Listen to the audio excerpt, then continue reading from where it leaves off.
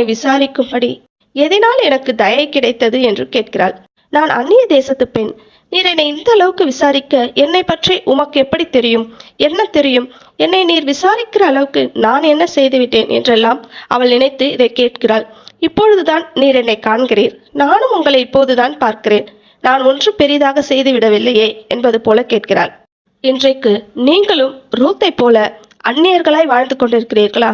எனக்கு யாரும் இல்லை, நான் தனியா இருக்கிறேன்னு ஃபீல் பண்றீங்களா? உங்கள் வீட்டிலோ, நீங்கள் வசிக்கும் இடத்திலோ, உங்கள் ஊரிலோ அல்லது வேலை செய்கிற இடத்திலோ அப்படிப்பட்ட தனிமையான சூழ்நிலையில் இருக்கிறீர்களா?